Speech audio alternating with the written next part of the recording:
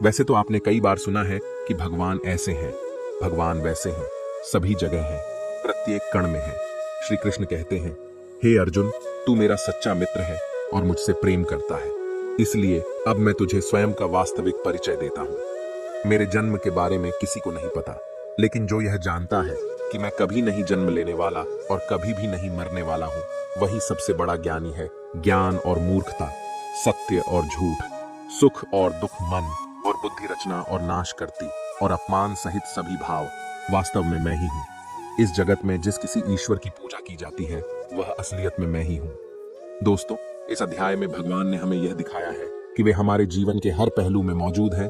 वे सबके आदर्श सूरज, चंद्रमा, वायु, अग्नि, धन, ज्ञान, ब्रह्मा, विष्णु, शिव, इंद्र, गरुड़, यमराज, गणित, गायत्री, मंत्र, ऋतु, वसंत, निश्चय, भक्ति, विजय, रणनीति, रहस्य, मौन और अनगिनत अन्य रूपों में प्रकट होते हैं।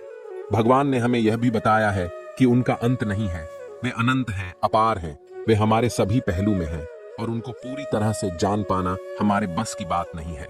श्री कृष्ण अर्जुन से कहते हैं, हे अर्जुन, मुझे पूरा जानना तेरे लिए किसी काम का नहीं है। बस तू इतना जान ले कि यह संसार मेरे एक छोटे से अंश से ही चलता है, यानी ऐसी कोई जगह नहीं है जहां पर भगवान ना हो।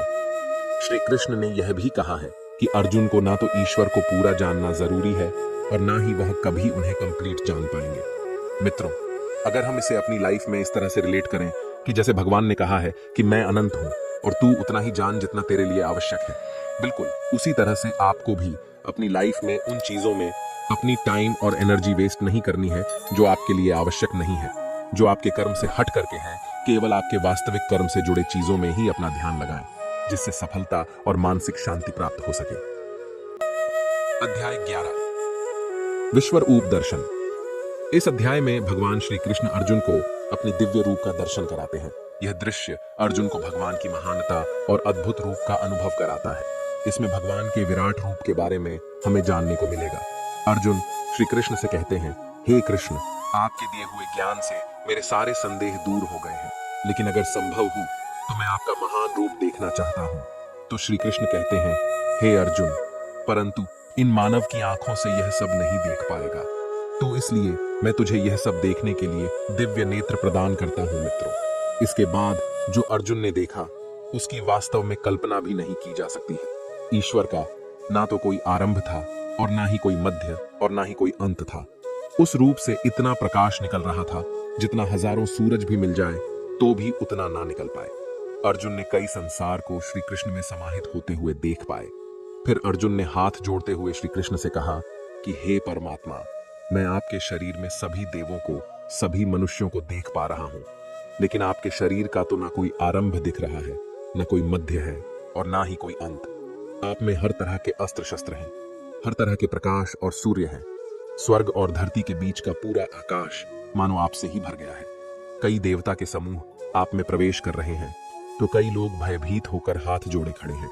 आपके अनंत हाथ, पैर, पेट, आंखों वाले मोह रूप को देखकर समस्त सृष्टि सहित मैं भी व्याकुल हो रहा हूं। यहां तक कि मैं पांडवों को और कौरवों की पूरी सेना के महान योद्धाओं का अंत होकर आप में जाता हुआ देख पा रहा हूं। आपके यह विकराल रूप इस संपूर्ण ब्रह्मांड को अनंत ऊर्जा दिए जा रहा है। हे कृष्ण, इतने रूपों में आप कौन से हो? अर्जुन कहते हैं, हे कृष्ण, इतने रूपों में आप कौन से हो? मैं आपको कैसे पहचानूं? फिर श्री कृष्ण कहते हैं, मैं तो हर जगह हूं और मैं ही समय हूं। इन सभी योद्धाओं की मौत को पहले ही लिख चुका हूं। तू तो सिर्फ इनकी मौत का कारण है, मारने वाला तो मैं ही हूं। यह सुनकर अर्जुन के चेहरे पर थोड़ा डर दिख रहा था, पर अर्जुन धैर्य के साथ बोले, हे परमात्मा, आपका यह रूप देखकर अब मुझे पता लग गया कि क्यों योगी महर्षि देवता जैसी ही आत्मा है आपका पूजन क्यों करते हैं। आप तो सत्य और असत्य से भी ऊपर हो। आपके इस रूप की व्याख्या करने के लिए मेरे पास शब्द ही नहीं है। आप ही इस संसार के पालनकर्ता और विनाशक हो। आपको हर दिशा से नमस्कार है, स्वीकार कीजिए, क्योंकि ना तो कोई आपका आदि है और ना ही अंत। आपको कोटि कोटि नमन। हे प्रभु, मुझे भय है कि मैंने अज्ञानता में आपको मित्र कृष्ण कहा है और कई बार लोगों के सामने आपका मजाक भी उड़ाया है। मुझे आपके सत्य का पता नहीं था, इसलिए अगर संभव हो तो आप मुझे क्षमा कीजिए। जैसे पिता पुत्र को क्षमा कर देता है, उसी तरह आप भी मुझे क्षमा कर दीजिए। हे प्रभु, आपके इस रूप को देखकर मैं खुश भी हो रहा हूं और मैं भयभीत भी हूं। अतः कृपा करके आप अपना प्रसिद्ध चतुर्भुज विष्णु रूप के दर्शन दीजिए, जिसमें आपके मुकुट, चक्र और गद्दा के साथ आपको देखने की अभिलाषा है। फिर श्री कृष्ण कहते हैं कि हे अर्जुन, मैंने तेरे आग्रह पर वह रूप दिखाया है जिसको आज तक कोई मनुष्य नहीं देख पाया है और ना ही कभी देख पाएगा और ना ही देख पाएगा। तू मेरे इस रूप को देखकर इतना व्याकुल मत हो जाना और तभी मत हो जाना, और अब तेरी यह इच्छा भी पूरी कर रहा हूं। अब तू मेरी चतुर्भुज विष्णु रूप देख। भगवान श्री कृष्ण ने इस प्रकार से अपना चतुर्भुज रूप अर्जुन को दिखाया और उसका साहस बनाया और अनंत रूप से अर्जुन की व्याकुलता को भी दूर किया। अब अर्जुन कहते हैं कि हे कृष्ण, अब मैं आपके इस रूप को देखकर मुझे तृप्ति मिल गई है।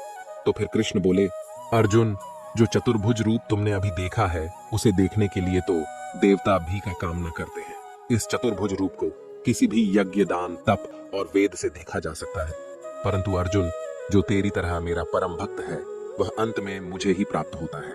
इसलिए यह रूप तुम देख पाए हो। मित्रों, गीता के इस अध्याय से आप आज के टाइम में भी यह सीख सकते हो कि अगर हम सच्चे मन से मेहनत करते हैं तो कई बार सफलता को पाने के बाद हमें लगता है कि हमने इतनी मेहनत कर ली, और जब सफलता आती है और तब लगता है कि ये तो ज्यादा ही मिल गया, मैंने तो इतना मेहनत नहीं किया था।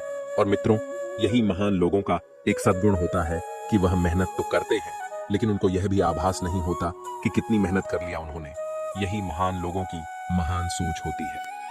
अध्याय 12, भक्ति योग। इस अध्याय में भगवान हमें बताते हैं कि भक्ति के माध्यम से ही हम उन्हें प्राप्त कर सकते हैं। हमें भगवान के प्रति विश्वास, प्यार और समर्पण दिखाना चाहिए। इससे हमें यह सीखने को मिलता है कि हमें भगवान के प्रति भक्ति और प्यार बढ़ाने का प्रयास करना चाहिए। जो व्यक्ति हर तरह के सुख और दुख, वस्त्र और मित्रता, लाभ और हानि, मोह और इच्छा, हर तरह के मौसम से दूर रहता है और सभी प्राणियों को एक समान नजरिए से देखता है, और जो अपने मन और इंद्रियों को पूरी तरह से वश में रखता है, वही परम आनंद को पाता है, जो निंदा और प्रशंसा को एक समान समझता है। जो किसी भी स्थान पर किसी भी आहार के साथ रह सकता है, वह भक्त मेरे लिए बेहद प्रिय है। और उनमें से भी जो निष्काम भाव से अपने कर्म मेरी सेवा में लगाते हैं, वही भक्त मेरे लिए श्रेष्ठ है। इस अध्याय में हमें यह भी सिखाया गया है कि हमें अपने पूर्व अनुभवों से सीखने की कोशिश करनी चाहिए।